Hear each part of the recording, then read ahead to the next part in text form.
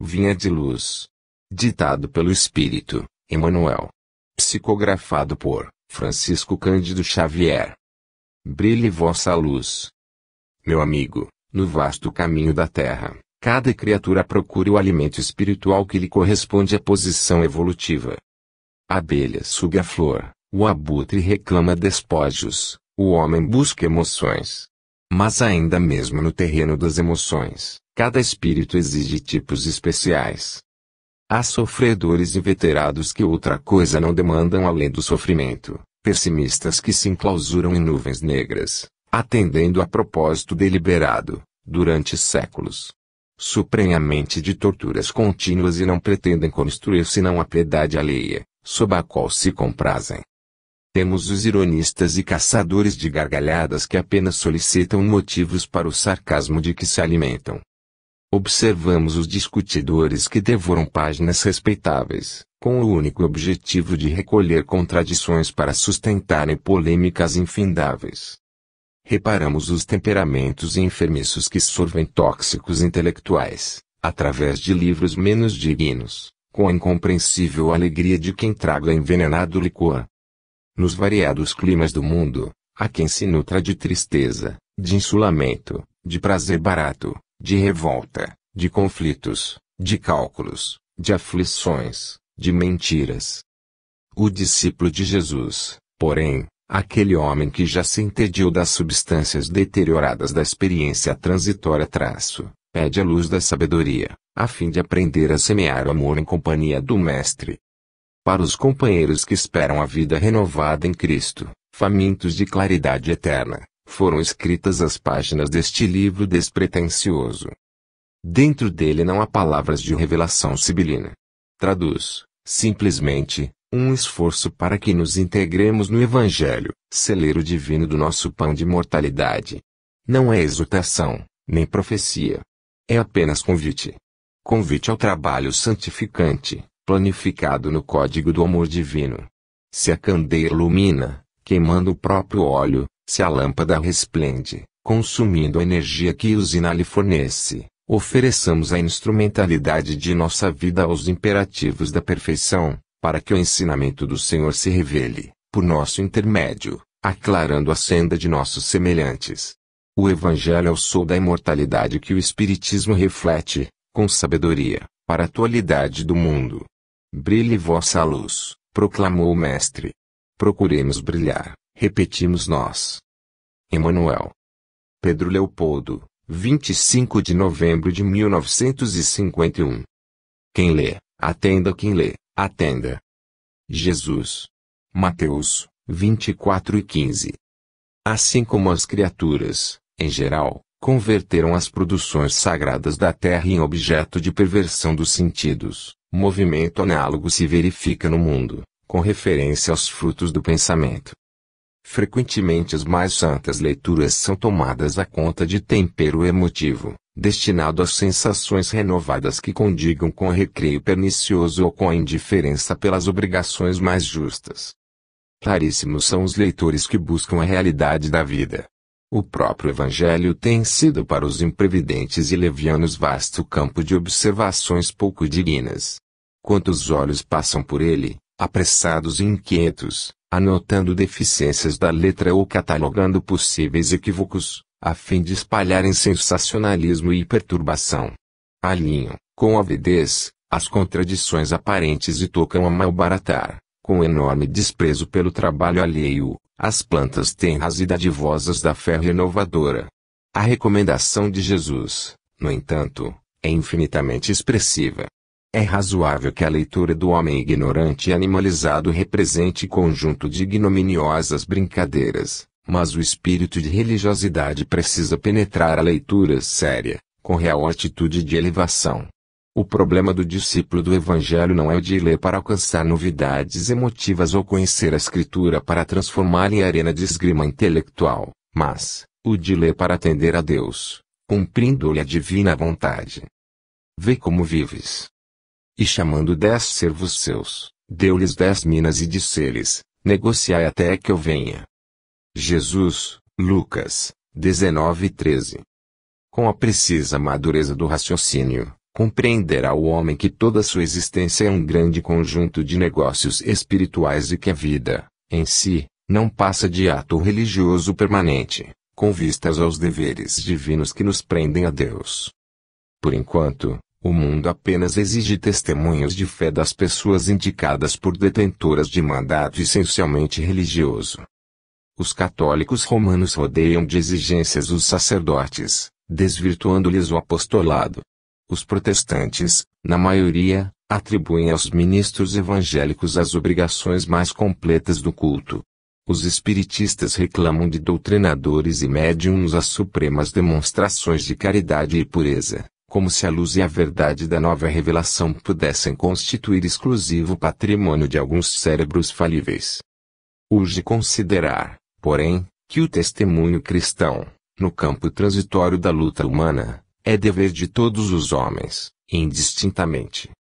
Cada criatura foi chamada pela providência a determinado setor de trabalhos espirituais na terra. O comerciante está em negócios de suprimento e de fraternidade. O administrador permanece em negócios de orientação, distribuição e responsabilidade. O servidor foi trazido a negócios de obediência e edificação. As mães e os pais terrestres foram convocados a negócios de renúncia, exemplificação e devotamento. O carpinteiro está fabricando colunas para o templo vivo do lar. O cientista vive fornecendo equações de progresso que melhorem o bem-estar do mundo. O cozinheiro trabalha para alimentar o operário sábio. Todos os homens vivem na obra de Deus, valendo-se dela para alcançarem, um dia, a grandeza divina. Usufrutuários de patrimônios que pertencem ao Pai, encontram-se no campo das oportunidades presentes, negociando com os valores do Senhor. Em razão desta verdade, meu amigo, vê o que fazes e não te esqueças de subordinar teus desejos a Deus, nos negócios que por algum tempo te forem confiados no mundo. O necessário. Mas uma só coisa é necessária. Jesus, Lucas 10:42. Terás muitos negócios próximos ou remotos, mas não poderás subtrair-lhes o caráter de lição, porque a morte te descerrará realidades com as quais nem sonhas de leve. Administrarás interesses vários, entretanto, não poderás controlar todos os ângulos do serviço, de vez que a maldade e a indiferença se insinuam em todas as tarefas, prejudicando o raio de ação de todos os missionários da elevação. Amealharás enorme fortuna, todavia, ignorarás, por muitos anos, a que região da vida te conduzirá o dinheiro. Improvisarás pomposos discursos, contudo, desconheces as consequências de tuas palavras. Organizarás grande movimento em derredor de teus passos, no entanto, se não construíres algo dentro deles para o bem legítimo, cansar-te-ás em vão. Experimentarás muitas dores, mas, se não permaneceres vigilante no aproveitamento da luta, teus dissabores correrão inúteis. Exaltarás o direito com o verbo indignado e ardoroso, todavia, é provável não esteja senão estimulando a indisciplina e a ociosidade de muitos. Uma só coisa é necessária, asseverou o mestre, em sua lição a Marta, cooperadora dedicada e ativa. Jesus desejava dizer que, acima de tudo, compete-nos guardar, dentro de nós mesmos, uma atitude adequada, ante os desígnios do Todo-Poderoso, avançando, segundo o roteiro que nos traçou a divina lei. Realizado esse necessário, cada acontecimento, cada pessoa e cada coisa se ajustarão, a nossos olhos, no lugar que lhes é próprio. Sem essa posição espiritual de sintonia com o celeste instrutor, é muito difícil agir alguém com proveito. Em silêncio. Não servindo à vista, como para agradar os homens, mas como servos do Cristo, fazendo de coração a vontade de Deus. Paulo, Efésios 6:6.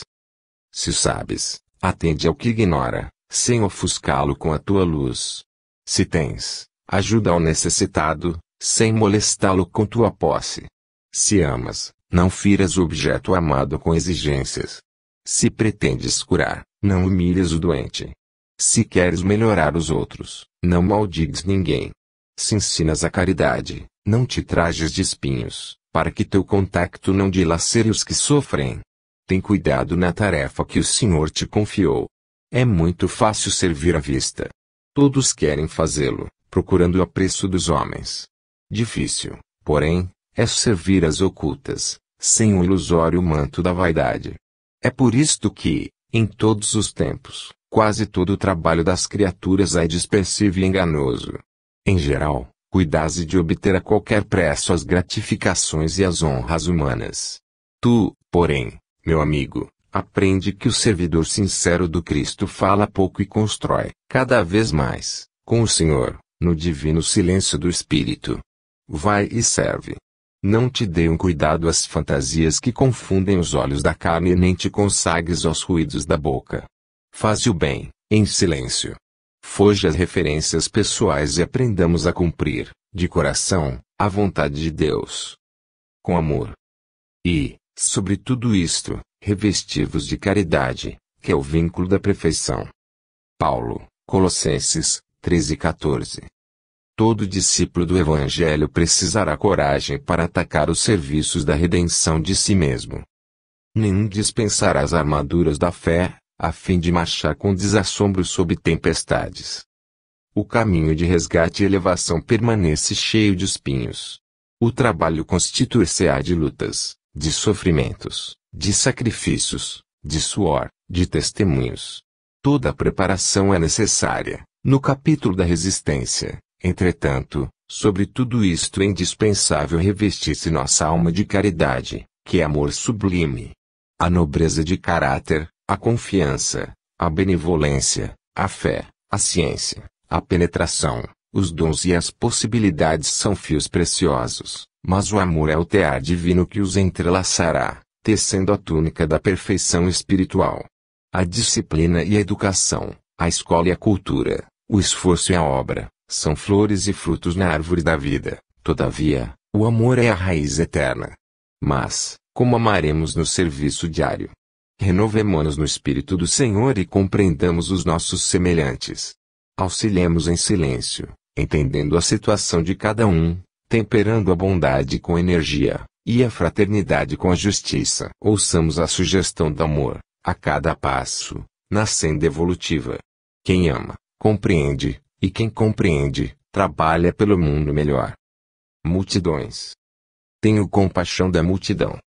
Jesus, Marcos 8:2. Os espíritos verdadeiramente educados representam, em todos os tempos, grandes devedores à multidão. Raros homens, no entanto, compreendem esse imperativo das leis espirituais. Em geral, o mordomo das possibilidades terrestres, meramente instruído na cultura do mundo, esquiva-se da massa comum, ao invés de ajudá-la. Explorar-lhe as paixões, mantém-lhe a ignorância e costuma roubar-lhe o ensejo de progresso. Traça leis para que ela pague os impostos mais pesados, cria guerras de extermínio, em que deva concorrer com os mais elevados tributos de sangue. O sacerdócio organizado, quase sempre, impõe-lhe sombras, enquanto a filosofia e a ciência lhe oferecem sorrisos escarnecedores. Em todos os tempos e situações políticas, conta o povo com escassos amigos e adversários em legiões. Acima de todas as possibilidades humanas, entretanto, a multidão dispõe do amigo divino. Jesus prossegue trabalhando. Ele, que passou no planeta entre pescadores e proletários, aleijados e cegos, velhos cansados e mães aflitas, voltasse para a turba sofredora e alimentar-lhe a esperança, como naquele momento da multiplicação dos pães.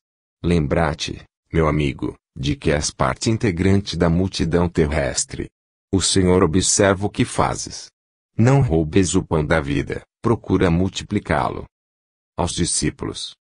Mas nós pregamos a Cristo crucificado, que é escândalo para os judeus e loucura para os gregos. Paulo, 1 Coríntios, 1:23. A vida moderna, com suas realidades brilhantes, vai ensinando às comunidades religiosas do cristianismo que pregar é revelar a grandeza dos princípios de Jesus nas próprias ações diárias. O homem que se internou pelo território estranho dos discursos, sem atos correspondentes à elevação da palavra, expõe-se, cada vez mais, ao ridículo e à negação. há muitos séculos prevalece o movimento de filosofias utilitaristas.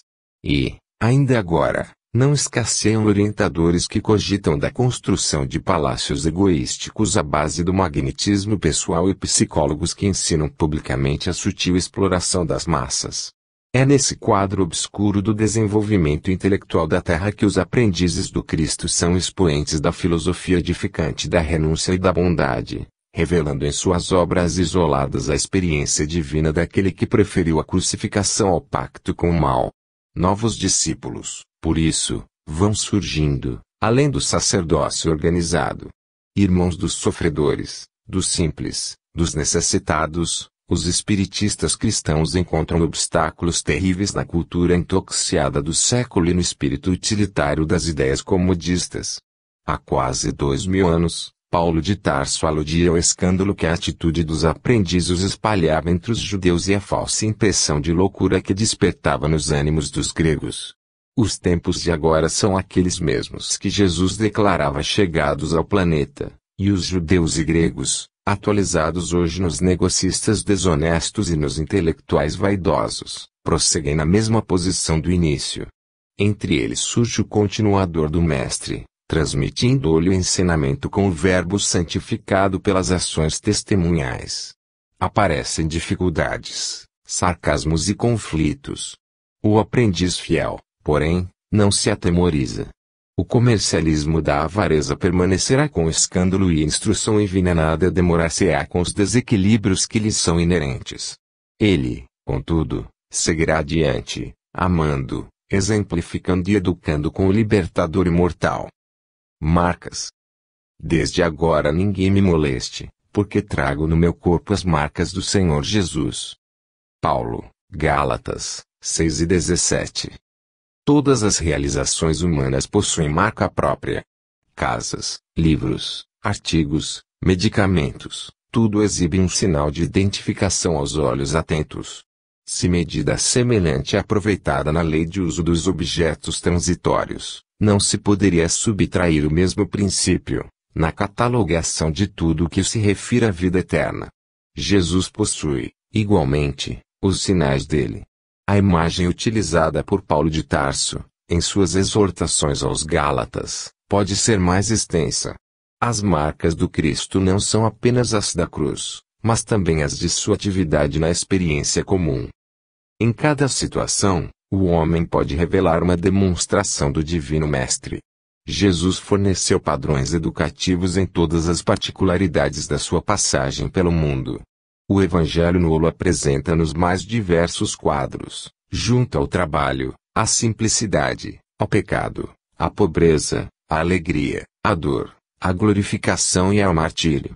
Sua atitude, em cada posição da vida, assinalou um traço novo de conduta para os aprendizes. Todos os dias, portanto, o discípulo pode encontrar recursos de salientar suas ações mais comuns com os registros de Jesus. Quando termine cada dia, passa em revista as pequeninas experiências que partilhaste na estrada vulgar. Observa os sinais com que assinalaste os teus atos, recordando que a marca do Cristo é, fundamentalmente, aquela do sacrifício de si mesmo para o bem de todos. A luz segue sempre. E as suas palavras lhe pareciam como desvario, e não as creram. Lucas, 24:11. A perplexidade surgida no dia da ressurreição do Senhor ainda é a mesma nos tempos que passam, sempre que a natureza divina e invisível ao olhar comum dos homens manifesta suas gloriosas mensagens. As mulheres devotadas, que se foram em romaria de amor ao túmulo do Mestre, sempre encontraram sucessores. Todavia, são muito raros os pedros que se dispõem a levantar para a averiguação da verdade. Em todos os tempos, os transmissores de notícias de além-túmulo peregrinaram na terra, quanto hoje. As escolas religiosas deturpadas, porém, somente em raras ocasiões aceitaram o valioso concurso que se lhes oferecia. Nas épocas passadas, todos os instrumentos da revelação espiritual, com raras exceções, foram categorizados como bruxos, queimados na praça pública e, ainda hoje, são tidos por dementes, visionários e feiticeiros. é que a maioria dos companheiros de jornada humana vivem agarrados aos inferiores interesses de alguns momentos e as palavras da verdade imortalista sempre lhes pareceram consumado desvario. Entregues ao efêmeros, não creio na expansão da vida, dentro de infinito e de eternidade, mas a luz da ressurreição prossegue sempre, inspirando seus missionários ainda incompreendidos. Levantai os olhos. Eis que eu vos digo, levantai os vossos olhos e vede as terras, que já estão brancas para a ceifa. Jesus, João 4:35. O mundo está cheio de trabalhos ligados ao estômago. A existência terrestre permanece transbordando emoções relativas ao sexo. Ninguém contesta o fundamento sagrado de ambos, entretanto, não podemos estacionar numa ou noutra expressão. Há que levantar os olhos e devassar zonas mais altas. É preciso cogitar da colheita de valores novos, atendendo ao nosso próprio celeiro. Não se resume a vida a fenômenos de nutrição, nem simplesmente a continuidade da espécie. Laborioso serviço de iluminação espiritual requisita o homem. Valiosos conhecimentos reclamando a esferas superiores. Verdades eternas proclamam que a felicidade não é um mito, que a vida não constitui apenas o curto período de manifestações carnais na terra, que a paz é tesouro dos filhos de Deus, que a grandeza divina é a maravilhosa destinação das criaturas. No entanto, para receber tão altos dons é indispensável erguer os olhos, elevar o entendimento e santificar os raciocínios. É imprescindível alçar a lâmpada sublime da fé, acima das sombras. Irmão muito amado, que te conserva sob a divina árvore da vida, não te fixes tão somente nos frutos da oportunidade perdida que deixaste apodrecer, ao abandono. Não te encarceres no campo inferior, a contemplar tristezas, fracassos, desenganos. Olha para o alto. Repara as frondes imortais, balouçando-se ao sopro da providência divina. Dá-te aos labores da ceifa e observa que, se as raízes ainda se demoram presas ao solo, os ramos viridentes, cheios de frutos substanciosos, avançam no infinito, na direção dos céus. Abre a porta. E havendo dito isto, assoprou sobre eles e disse-lhes, recebei o Espírito Santo. João 20:22. Profundamente expressivas as palavras de Jesus aos discípulos, nas primeiras manifestações depois do Calvário. Comparecendo à reunião dos companheiros, espalha sobre eles o seu espírito de amor e vida, exclamando, recebei o Espírito Santo. Porque não se ligaram às bênçãos do Senhor, automaticamente, aos aprendizes. Porque não transmitiu Jesus, pura e simplesmente, o seu poder divino aos sucessores. Ele, que distribuíra dádivas de saúde, bênçãos de paz, recomendava aos discípulos recebessem os divinos dons espirituais. Por que não impor semelhante obrigação? É que o Mestre não violentaria o santuário de cada filho de Deus, nem mesmo por amor.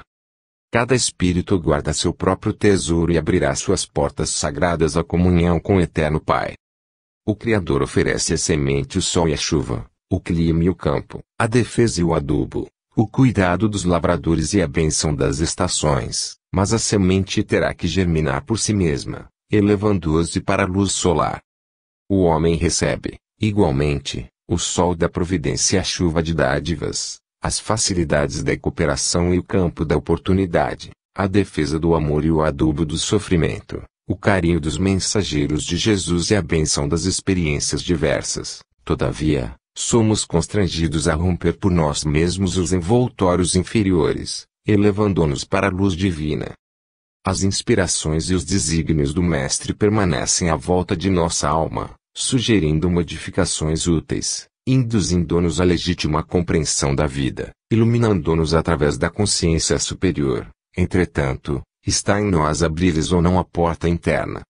Cessemos, pois, a guerra de nossas criações inferiores do passado e entreguemo-nos, cada dia, às realizações novas de Deus, instituídas a nosso favor, perseverando em receber, no caminho, os dons da renovação constante, em Cristo, para a vida eterna. Padrão. Porque era homem de bem e cheio do Espírito Santo e de fé. E muita gente se uniu ao Senhor. Atos 11:24. Alcançar o título de sacerdote, em obediência a meros preceitos do mundo, não representa esforço essencialmente difícil. Bastará a ilustração da inteligência na ordenação convencional. Ser teólogo ou exegeta não relaciona obstáculos de vulto. Requeres apenas a cultura intelectual com estudo acurado dos números e das letras. Pregar a doutrina não apresenta óbices de relevo. Pedes e tão só a ênfase ligada à correta expressão verbalista. Receber mensagens do além e transmiti-las a outrem pode ser a cópia do serviço postal do mundo. Aconselhar os que sofrem e fornecer elementos exteriores de iluminação constituem serviços peculiares a qualquer homem que use sensatamente a palavra. Sondagens e pesquisas, indagações e análises são velhos trabalhos da curiosidade humana. Unir almas ao Senhor, porém, é atividade para a qual não se prescinde do apóstolo. Barnabé, o grande cooperador do Mestre, em Jerusalém, apresenta as linhas fundamentais do padrão justo. Vejamos a aplicação do ensinamento à nossa tarefa cristã. Todos podem transmitir recados espirituais, doutrinar irmãos e investigar a fenomenologia, mas para imantar corações em Jesus Cristo é indispensável sejamos fiéis servidores do bem, trazendo o cérebro repleto de inspiração superior e o coração inflamado na fé viva. Barnabé iluminou muitos companheiros porque era homem de bem, cheio do Espírito Santo e de fé. Jamais ouvidemos semelhante lição dos Atos. Trata-se de padrão que não poderemos esquecer. Não confundas. Porque a Escritura diz, todo aquele que nele crer não será confundido. Paulo, Romanos 10:11. Em todos os círculos do cristianismo há formas diversas quanto à crença individual. Há católicos romanos que restringem ao padre objeto de confiança, reformistas evangélicos que se limitam à fórmula verbal e espiritistas que concentram todas as expressões da fé na organização mediúnica. É natural, portanto, a colheita de desilusões. Em todos os lugares, há sacerdotes que não satisfazem, fórmulas verbalistas que não atendem e médiuns que não solucionam todas as necessidades. Além disso, temos a considerar que toda crença cega, distante do Cristo, pode redundar em séria perturbação. Quase sempre, os devotos não pedem algo mais que a satisfação egoística no culto comum, no sentimento rudimentar de religiosidade, e, daí, os desastres do coração. O discípulo sincero, em todas as circunstâncias, compreende a probabilidade de falência na colaboração humana e, por isso, coloca o ensino de Jesus acima de tudo. O Mestre não veio ao mundo operar a exaltação do egoísmo individual e, sim, traçar um roteiro definitivo às criaturas, instituindo o trabalho edificante e revelando os objetivos sublimes da vida. Lembra sempre que a tua existência é jornada para Deus. Em que objeto centralizas a tua crença, meu amigo? Recorda que é necessário crer sinceramente em Jesus e segui-lo, para não sermos confundidos. Aproveitamento. Medita estas coisas, ocupa-te nelas para que o teu aproveitamento seja manifesto a todos. Paulo, 1 Timóteo 4:15. Geralmente, o primeiro impulso dos que ingressam na fé constitui a preocupação de transformar compulsoriamente os outros. Semelhante propósito, às vezes, raia pela imprudência, pela obsessão. O novo crente flagela quantos lhe ouvem os argumentos calorosos, azorragando costumes, condenando ideias alheias e violentando situações, esquecido de que a experiência da alma é laboriosa e longa e de que há muitas esferas de serviço na casa de nosso Pai. Aceitar a boa doutrina, decorar-lhe as fórmulas verbais e estender-lhe os preceitos são tarefas importantes, mas aproveitá-la é essencial.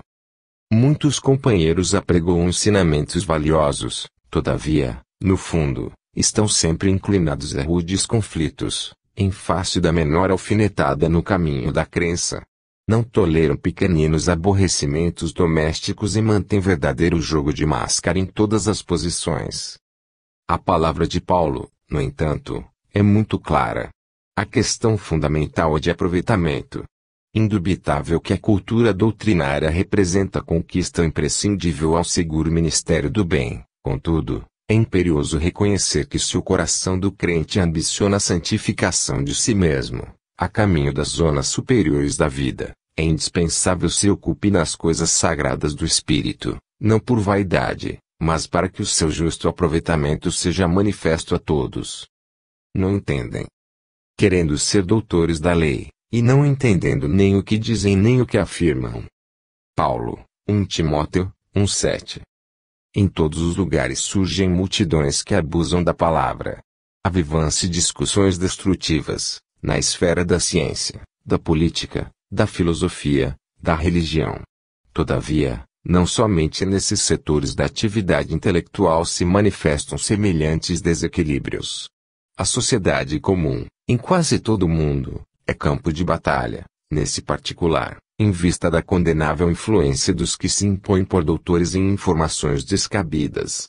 Pretensiosas autoridades nos pareceres gratuitos, espalham a perturbação geral, adiam realizações edificantes, destroem grande parte dos germes do bem, envenenam fontes de generosidade e fé e, sobretudo, alterando as correntes do progresso, convertem os santuários domésticos em trincheiras da hostilidade cordial. São esses envenenadores inconscientes que difundem a desarmonia, não entendendo o que afirmam. Quem diz, porém, alguma coisa está semeando algo no solo da vida, e quem determina isto ou aquilo está consolidando a semeadura. Muitos espíritos nobres são cultivadores das árvores da verdade, do bem e da luz. Entretanto, em toda parte movimentam-se também os semeadores do escauracho da ignorância, dos cardos da calúnia, dos espinhos da maledicência. Através deles opera-se a perturbação e o estacionamento. Abusam do verbo, mas pagam a leviandade a dobrado preço, porquanto, embora desejem ser doutores da lei e por mais intentem confundir-lhe os parágrafos e ainda que dilatem a própria insensatez por muito tempo, mas se aproximam dos resultados de suas ações, no círculo das quais essa mesma lei lhes impõe as realidades da vida eterna, através da desilusão, do sofrimento e da morte.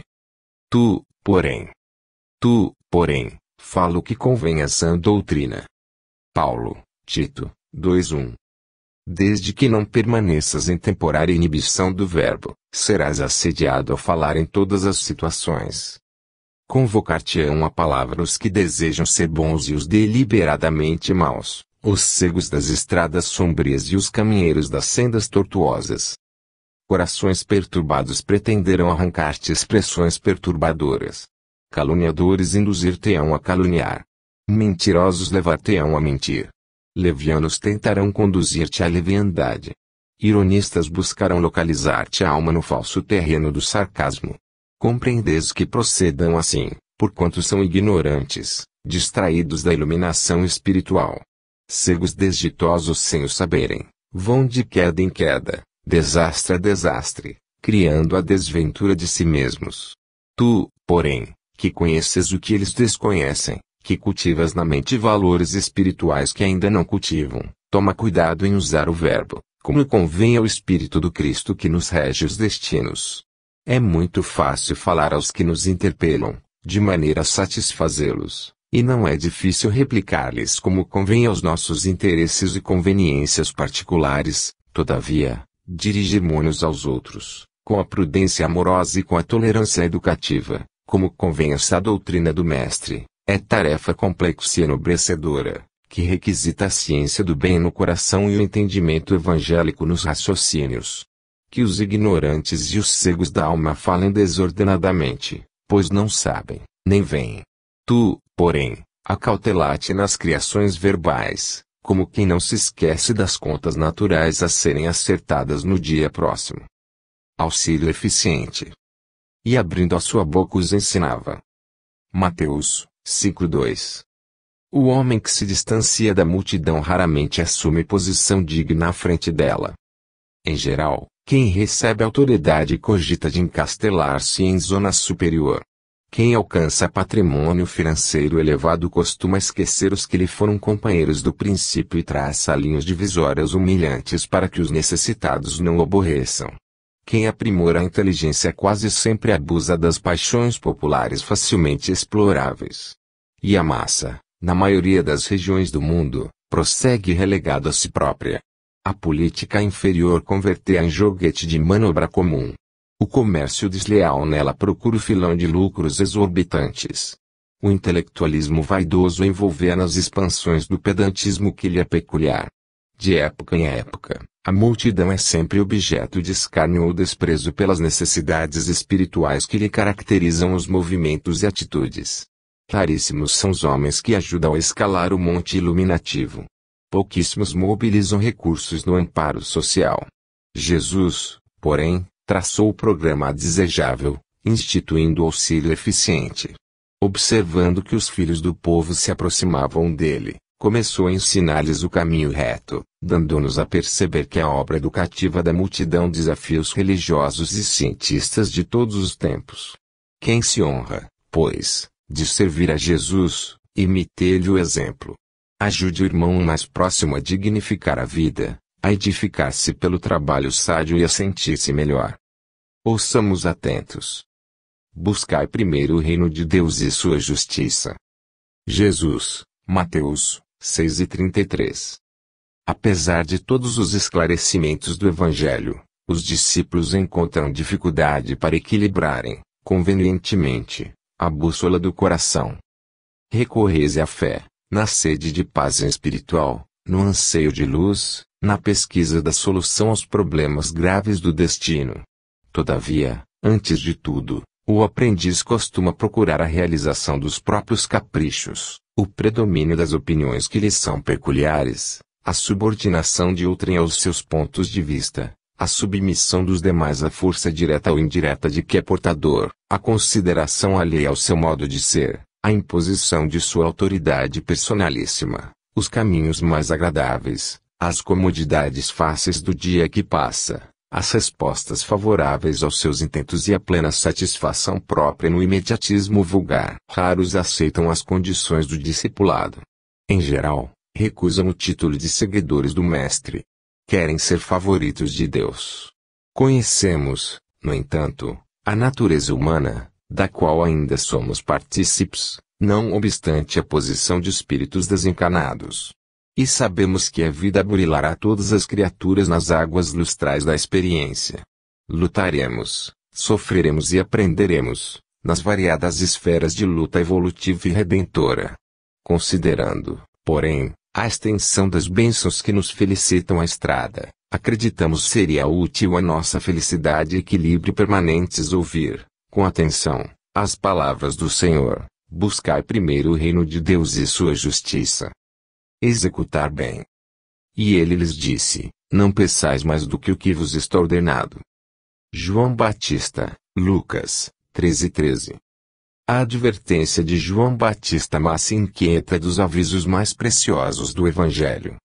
A ansiedade é inimiga do trabalho frutuoso. A precipitação determina desordens e recapitulações consequentes. Toda atividade edificante reclama entendimento. A palavra do precursor não visa anular a iniciativa ou diminuir a responsabilidade, mas recomenda espírito de precisão e execução nos compromissos assumidos. As realizações prematuras ocasionam grandes desperdícios de energia e atritos inúteis. Nos círculos evangélicos da atualidade, o conselho de João Batista deve ser especialmente lembrado. Quantos perdem novas mensagens espirituais, sem haver atendido às sagradas recomendações das mensagens velhas? Quantos aprendizes aflitos por transmitir a verdade ao povo, sem haver cumprido ainda a menor parcela de responsabilidade para com o lar que formaram no mundo? Exigem revelações, emoções e novidades, esquecidos de que também existem deveres inalienáveis desafiando o espírito eterno. O programa individual de trabalho da alma, no aprimoramento de si mesma, na condição de encarnada ou desencarnada, é a lei soberana.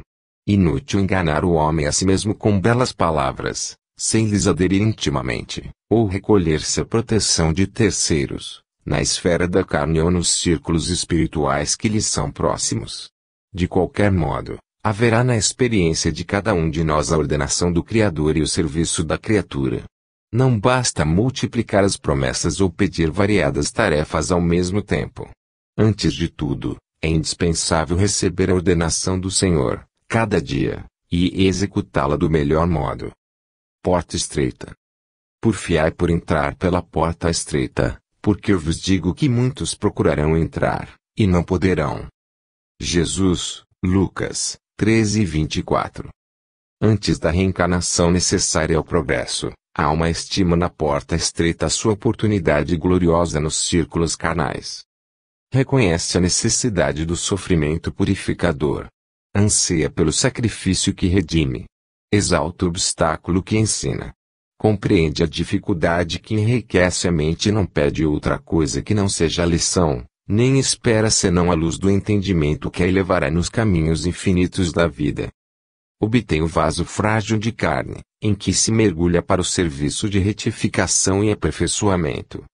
Reconquistando, porém, a oportunidade da existência terrestre, volta a procurar as portas largas por onde transitam as multidões. Fugindo à dificuldade, empenhase pelo menor esforço. Temendo o sacrifício, exige a vantagem pessoal. Longe de servir aos semelhantes, reclama os serviços dos outros para si. E, no sono doente do passado, atravessa os campos de evolução, sem algo realizar de útil, menosprezando os compromissos assumidos. Em geral, quase todos os homens somente acordam quando a enfermidade lhes requisita o corpo às transformações da morte. Ah! Se fosse possível voltar, pensam todos. Com que aflição acariciam o desejo de tornar a viver no mundo, a fim de aprenderem a humildade, a paciência e a fé. Com que transporte de júbilo se devotariam então à felicidade dos outros. Mas é tarde. Rogaram a porta estreita e receberão-na, entretanto, recuaram no instante do serviço justo.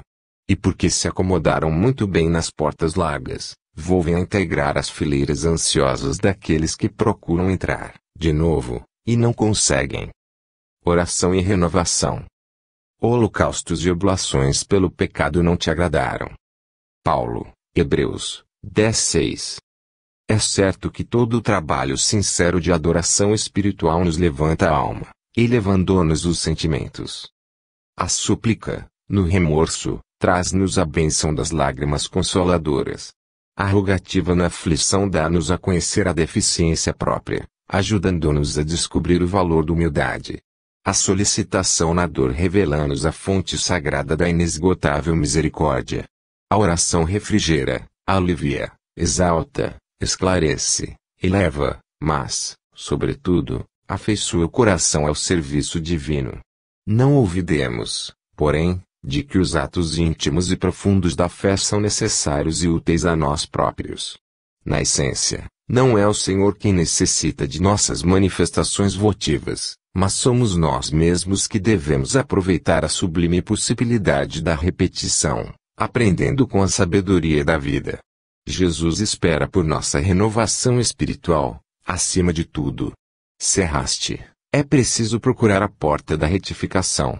Se ofendeste alguém, corrige-te na devida reconciliação. Se te desviaste da senda reta, volta ao caminho direito.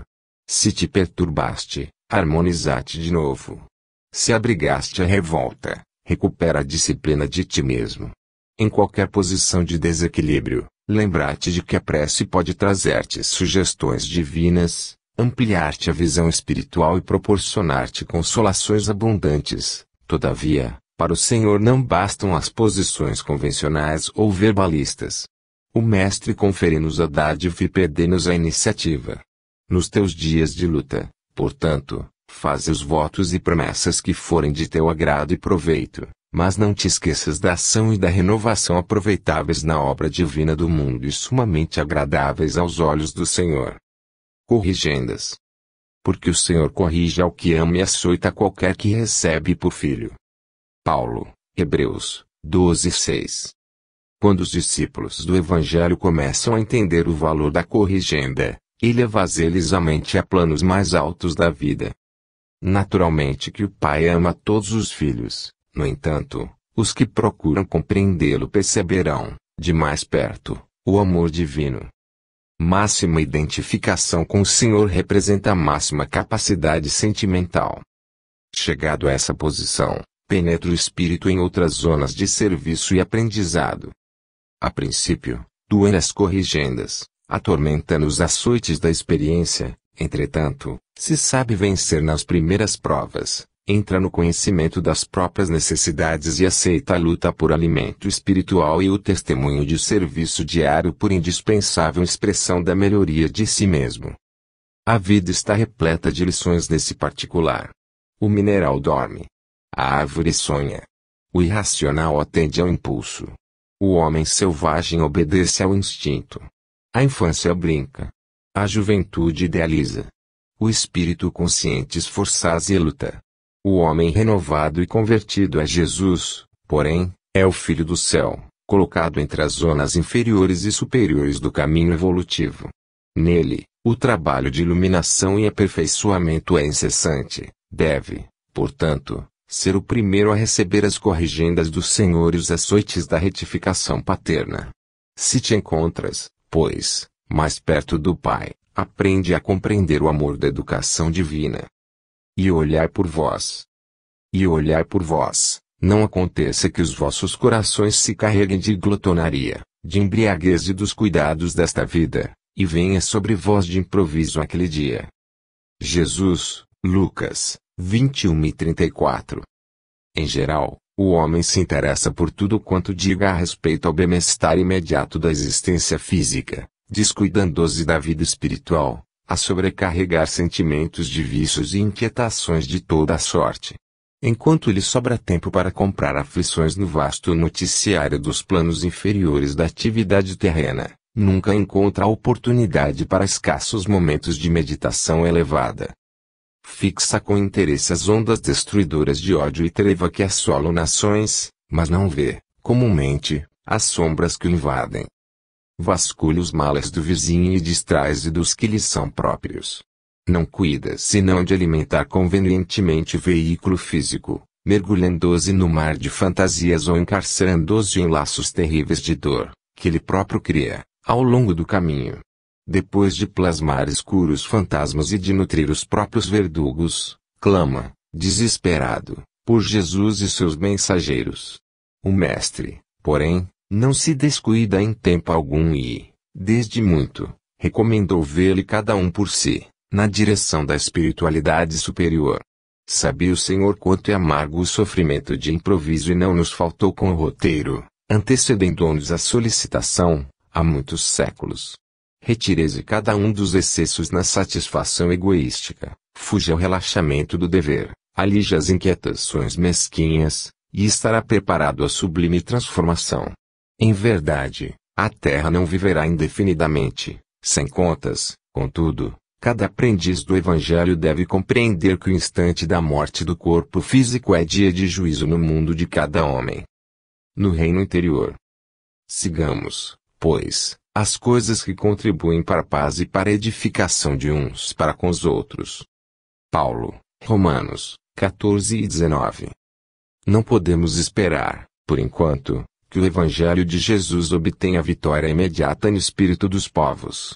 A influência dele é manifesta no mundo, em todas as coletividades. Entretanto, em nos referindo às massas humanas, somos compelidos a verificar que toda transformação é vagarosa e difícil. Não acontece o mesmo, porém, na esfera particular do discípulo.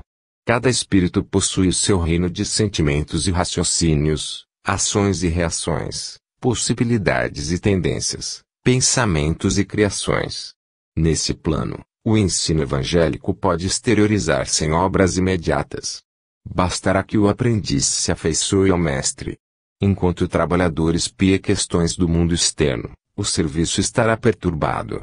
De igual maneira, se o discípulo não atende às diretrizes que servem à paz edificante, no lugar onde permanece, e se não aproveita os recursos em mão para concretizar a verdadeira fraternidade, seu reino interno estará dividido e atormentado, sob a tormenta forte. Não nos entreguemos, portanto, ao desequilíbrio de forças em homenagens ao mal, através de comentários alusivos à deficiência de muitos dos nossos irmãos, cujo barco ainda não aportou à praia do justo entendimento.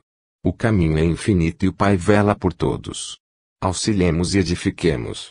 Se és discípulo do Senhor, aproveita a oportunidade na construção do bem. Semeando paz, colherás harmonia, santificando as horas com Cristo, jamais conhecerás o desamparo. Apliquemo-nos. E os nossos aprendam também a aplicar essas boas obras, nas coisas necessárias, para que não sejam infrutuosos. Paulo, Tito, 13:14. É preciso crer na bondade, todavia, é indispensável movimentar-nos com ela, no serviço de elevação.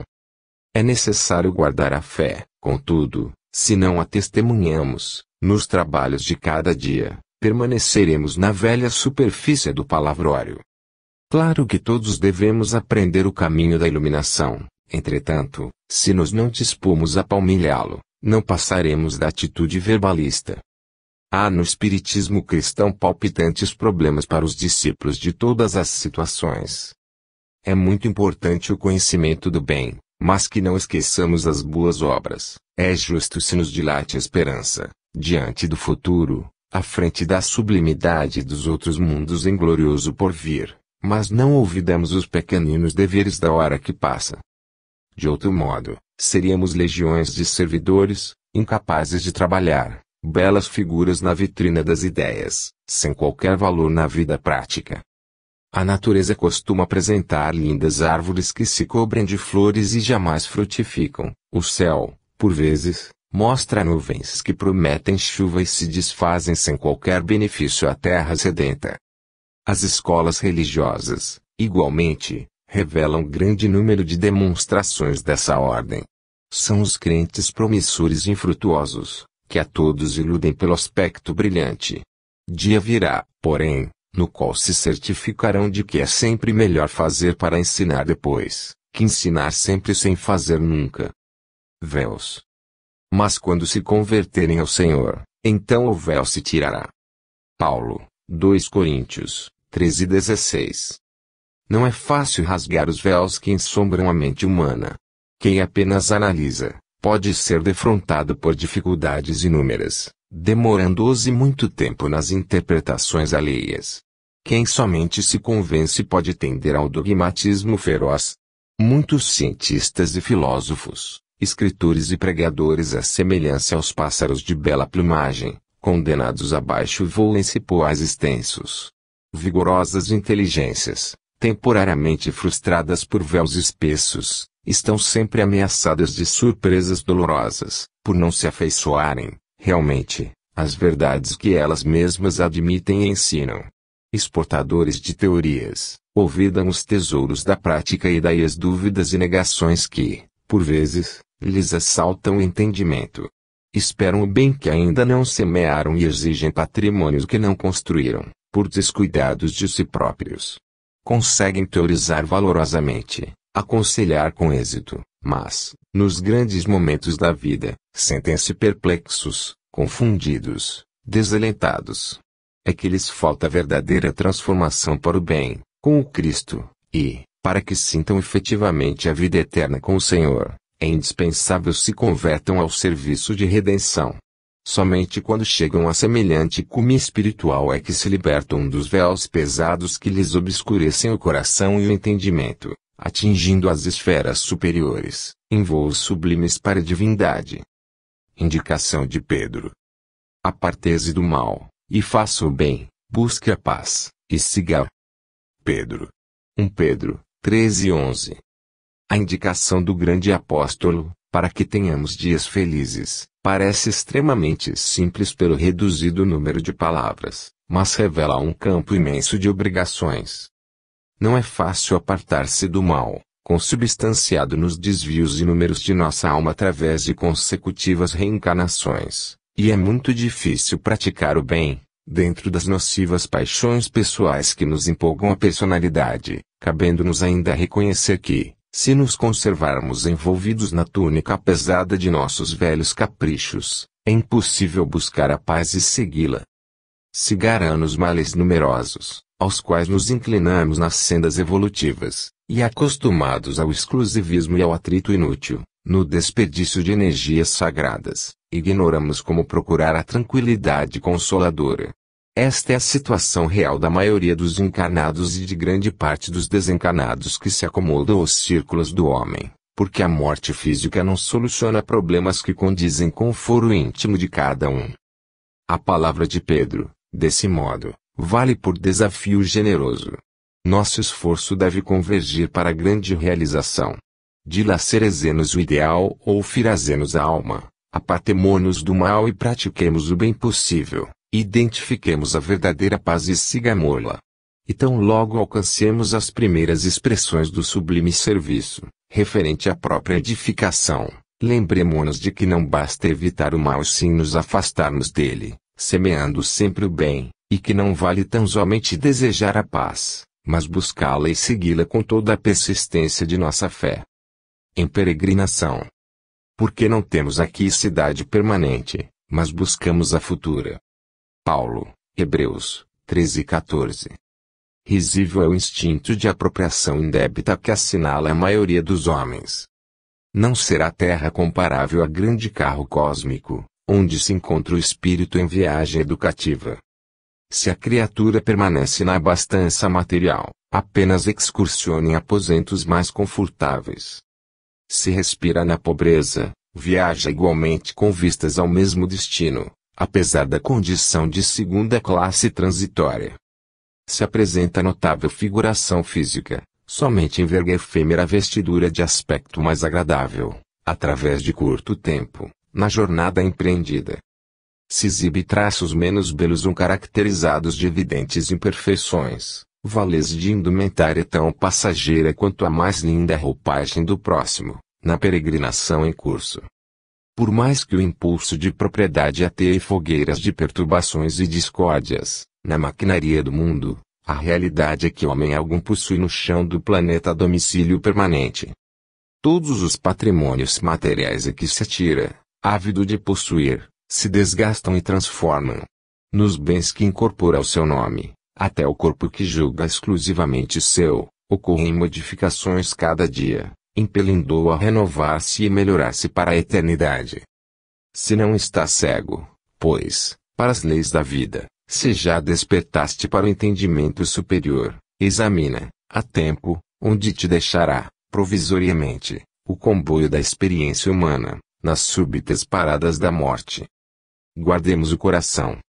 O homem de coração dobra inconstante em todos os seus caminhos. Tiago, 1:8. Urge reconhecer que no sentimento reside o controle da vida. Na romagem terrestre, múltiplos são os caminhos que conduzem ao aperfeiçoamento. Fartura e escassez, formosura e fealdade, alegria e sofrimento, liberdade e tolimento, podem aliciar excelentes possibilidades de realização humana para a espiritualidade superior. O homem de coração dobre, porém, é infiel às bênçãos divinas em todos os setores da luta construtiva. Se recebe talentos da riqueza terrestre, entregase, comumente, às alucinações da vaidade. Se detém os dons da pobreza, ligase, quase sempre, aos monstros da inconformação. Se possui belo corpo, dá-se, em via de regra, aos excessos destruidores. Se dispõe de vaso orgânico defeituoso, na maioria dos casos perde o tempo em desespero inútil. No prazer, é incontido. Na dor, é revoltado. Quando livre, oprime os irmãos e escraviza-os. Quando subalterno, perturba os semelhantes e insinua a indisciplina. O sentimento é o santuário da criatura. Sem luz aí dentro, é impossível refletir a paz luminosa que flui incessantemente de cima. Ofereçamos ao Senhor um coração firme e terno para que as divinas mãos nele gravem os augustos desígnios. Atendida semelhante disposição em nossa vida íntima, encontraremos em todos os caminhos o abençoado lugar de cooperadores da divina vontade. De alma desperta. Por isso te lembro, despertes o dom de Deus que existe em ti. Paulo, 2 Timóteo, 1:6. É indispensável muito esforço de vontade para não nos perdermos indefinidamente na sombra dos impulsos primitivistas. À frente dos milênios passados, em nosso campo evolutivo, somos suscetíveis de longa permanência nos resvaladouros do erro, cristalizando atitudes em desacordo com as leis eternas. Para que não nos demoremos no fundo dos precipícios, temos ao nosso dispor a luz da revelação divina, dádiva do alto, que, em hipótese alguma, devemos permitir se extinga em nós. Em face da extensa e pesada bagagem de nossas necessidades de regeneração,